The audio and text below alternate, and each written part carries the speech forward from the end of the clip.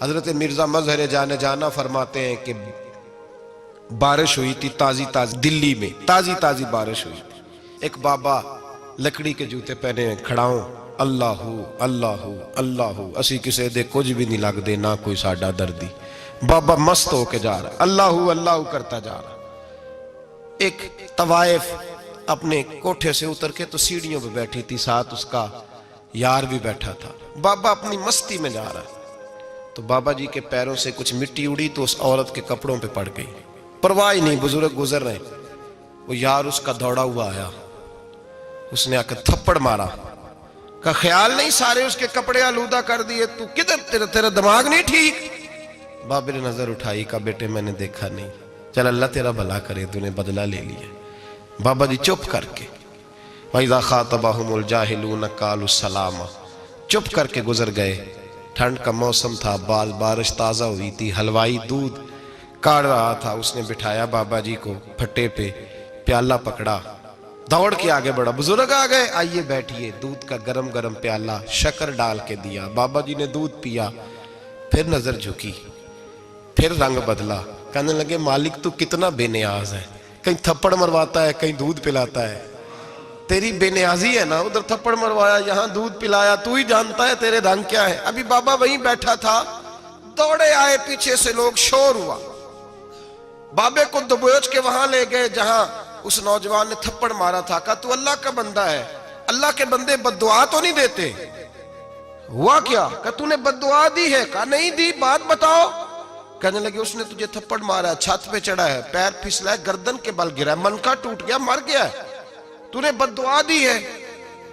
بابا جی کہنے لگے یار میں نے تو دوسرا لفظ بھی نہیں کہا، بھلا ہو کہہ کے گزرا ہوں، میں نے نہیں بد دعا دی. کہا تو نے دی ہے تبھی تو مر گیا. کہا نہیں دی.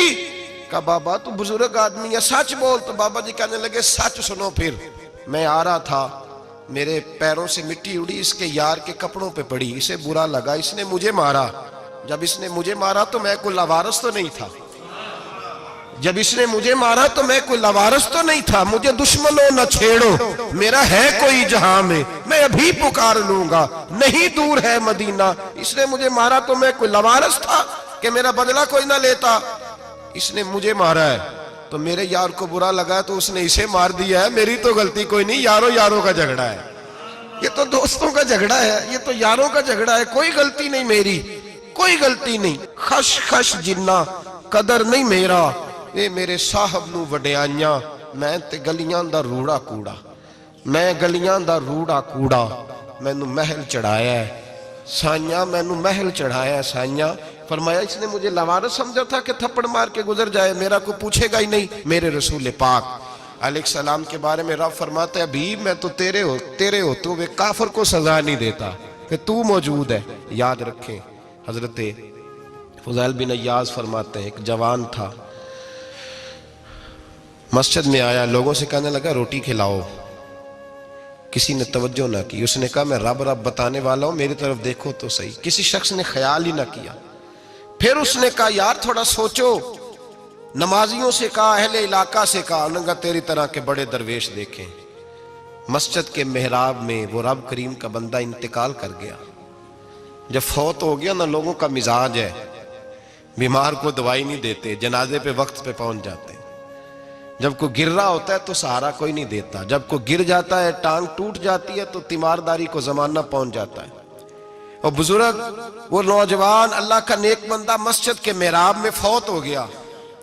حضرت فضیل ابن عیاض کہتے ہیں امام صاحب نے اعلان کیا چندہ دو، کوئی لاوارث فوت ہو گیا، کفن دینا. چندہ کٹھا ہوا، کفن خریدا، جنازہ پڑا. عشاء کے بعد دفن کر کے آئے. فجر کی نماز کے لیے جب امام اور مؤذن مسجد میں آئے تو چیخیں مارنے لگے، تڑپنے لگے. دور دور تک آوازیں پھیل گئی، دنیا دوڑی آئی. کیا ہوا؟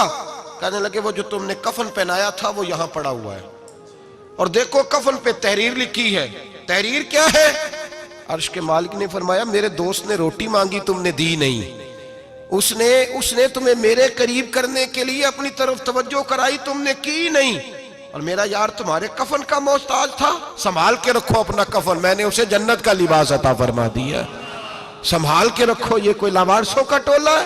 یاد رکھیں جو وارث والے ہیں، وارث والے ان کا رنگ اور ہے، جو ماننے والے ہیں ان کا مزاج اور ہے۔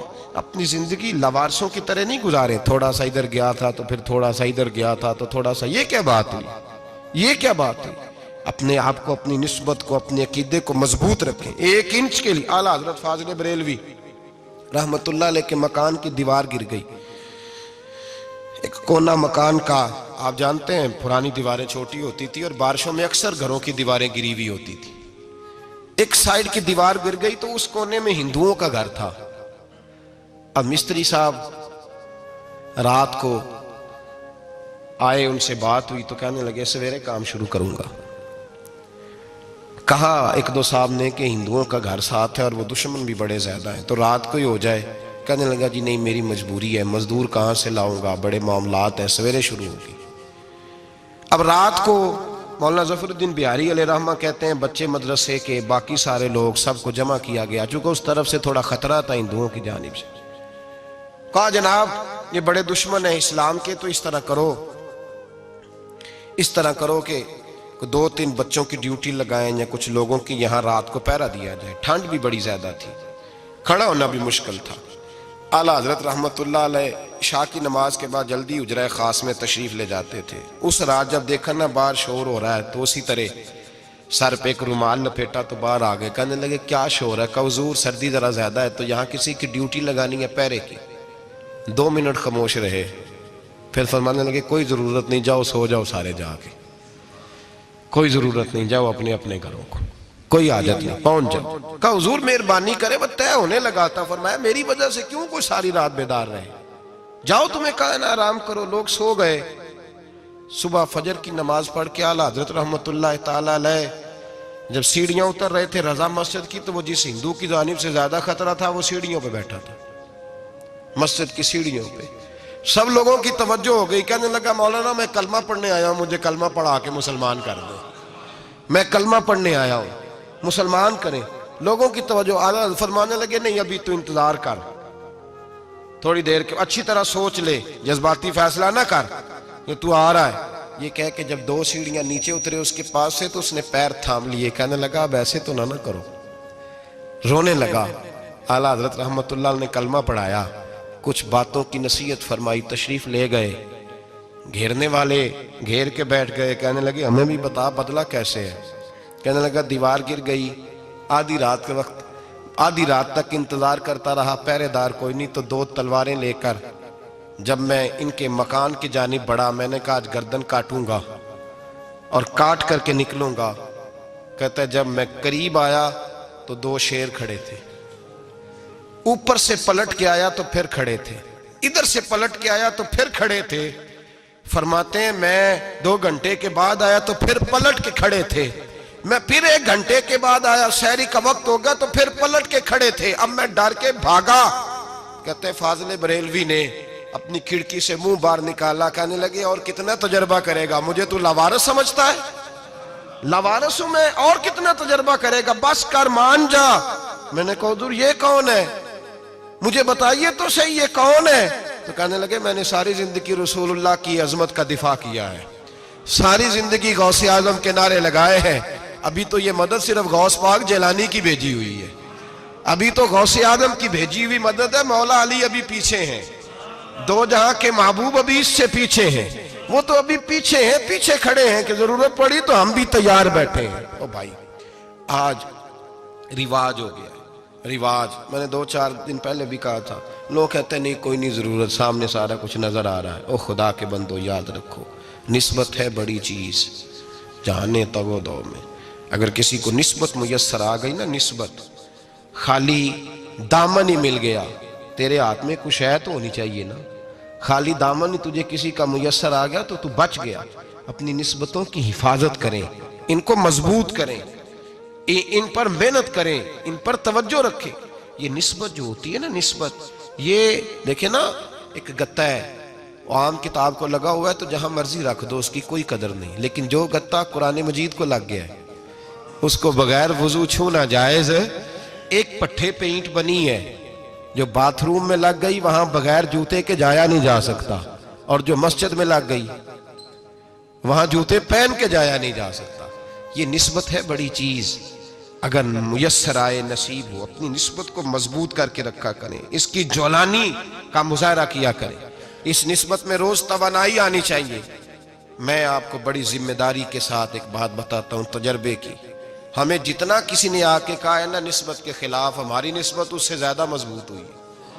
ہمیں جتنا کسی نے آ کے کہا ہے نا جی آپ کو کیا ملا, آپ کو کیا ملا, تو ہم نے اتنا کہا یار جیسے جیسے تو کہتا جاتا ہے ہماری تو نسبت میں اضافہ ہوتا جاتا ہے, ہمارا تو مزاج بدلتا جاتا ہے. روز ایک نیا پردہ کھلتا ہے, روز ایک نیا رنگ واضح ہوتا ہے, روز ایک نئی توانائی. ابھی تھوڑے دن کی بات ہے, ایک مولانا شرف الدین صاحب ہے, مفتی صاحب, میرے حضرت صاحب کے مرید ہوئے.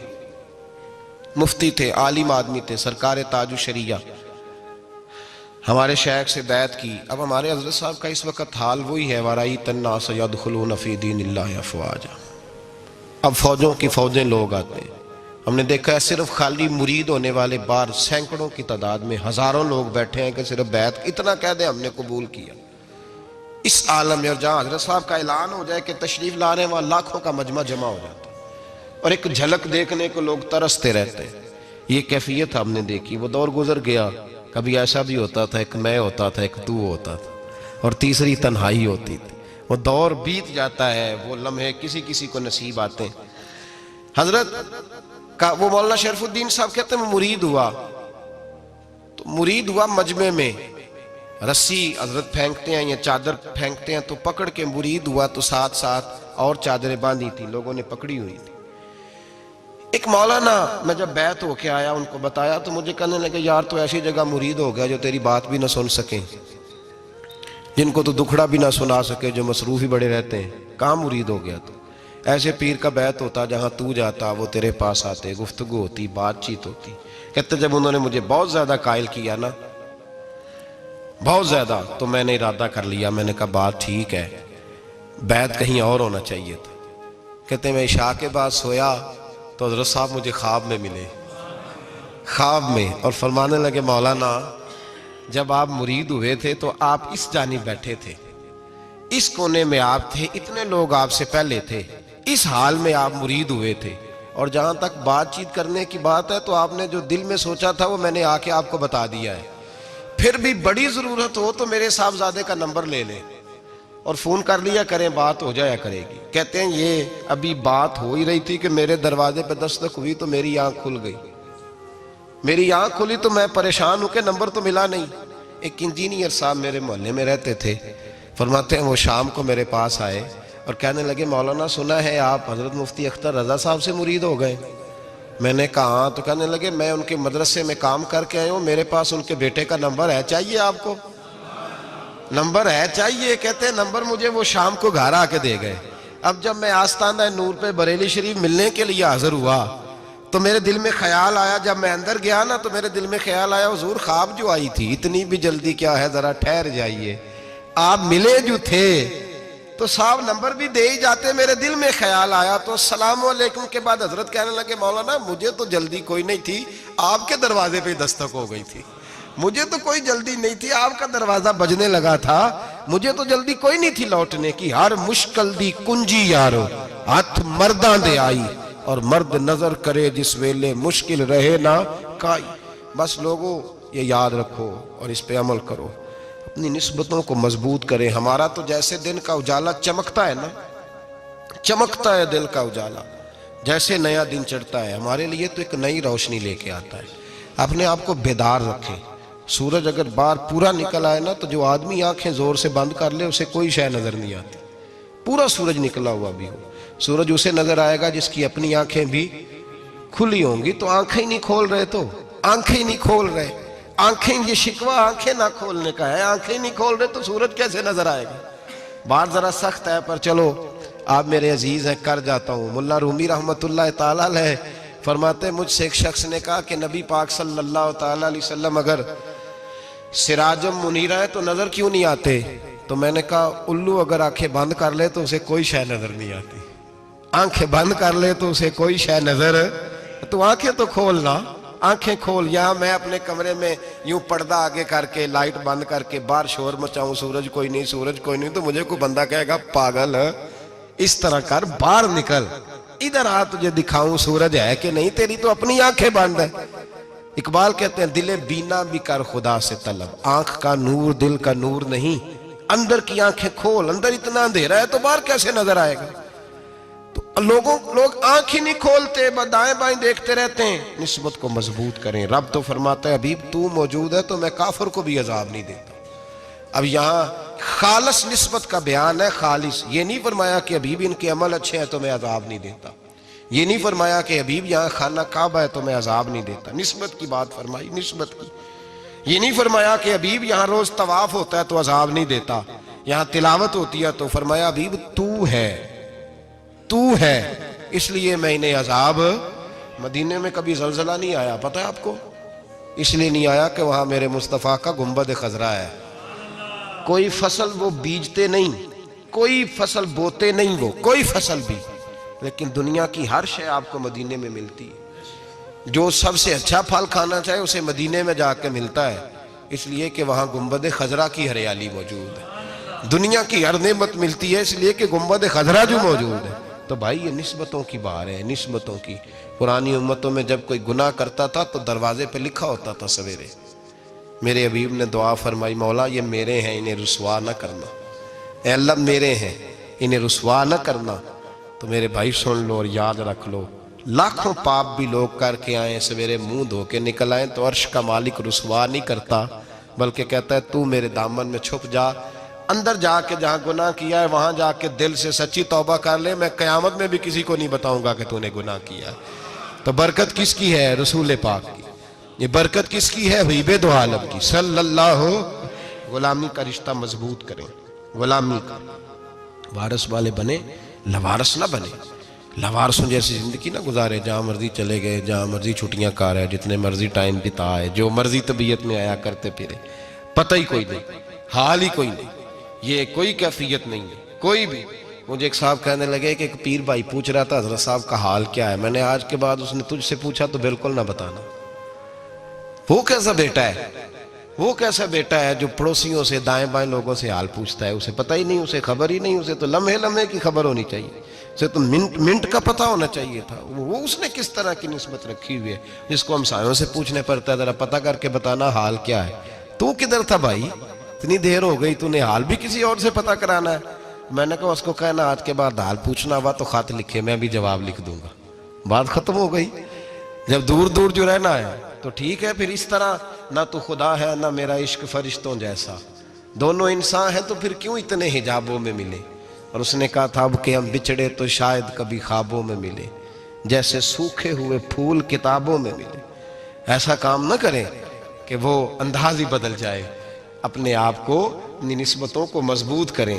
اللہ تبارک و تعالیٰ سے دعا اور التجا ہے کہ اللہ کریم ہمیں نسبتوں کی مضبوطی عطا فرمائے، اور اللہ تبارک و تعالیٰ ہمیں یہ توفیق دے کہ ہم سمجھ جائیں اس بات کو کہ اصل بات ہے کیا، اور اصل کی مضبوطی کتنی ضروری ہے، اصل تک پہنچنا کتنا ضروری ہے۔ اور یہ بھی یاد رکھیں، اماں جب ناراض ہوتی ہے نا، جب اماں ناراض ہوتی ہے تو کہتی ہے بس نکل جاتا، فٹافٹ نکل جاتا، دوڑ جا، کوئی تعلق نہیں۔ ابا بھی کہتا ہے آج آیا تو ٹانگیں توڑ دوں گا، حال ہی کوئی نہیں۔ اور وہی بیٹا جا کے 2 منٹ پیروں میں بیٹھتا ہے، کہتا ہے اماں تجھے پتہ ہی نہیں میں کتنی ٹینشن میں تھا۔ تو وہی اماں باہر نکل کے پہلے بڑھ کے مار رہی ہوتی ہے حد کر دوں گی، پھر وہی اماں کہتی ہے بڑا پریشان ہے بیچارہ۔ یہ کیفیت ہے، اپنے آپ کو صحیح کریں، اپنی نسبتوں کو مضبوط کریں، احکامات پہ عمل کریں، محبوب کی غلامی تگڑی کریں۔ یہ جو سستیاں ہیں، کوتاہیاں ہیں، ان کو دور کریں۔ زندگی کا لطف آتا ہی تب ہے جب آپ پورے طور پر اپنے آپ کو چاق و چوبند کرتے ہیں۔ اگر تھوڑا کر لیا، تھوڑا چھوڑ دیا، 1 پڑھ لی، 3 رہ گئیں، 3 پڑھ لیں، 2 رہ گئیں، یہ لطف نہیں ہے، یہ ذائقہ نہیں ہے۔ اپنے آپ کو مضبوط کریں اور پورا مضبوط کریں، پوری اپنے اندر جو ہے وہ جولانی نسبت کی پیدا کریں۔ بس یہ دعا کریں اللہ جب تک زندہ رکھے غلامی میں رکھے، اور مارے تو غلاموں جیسی موت عطا فرمائے۔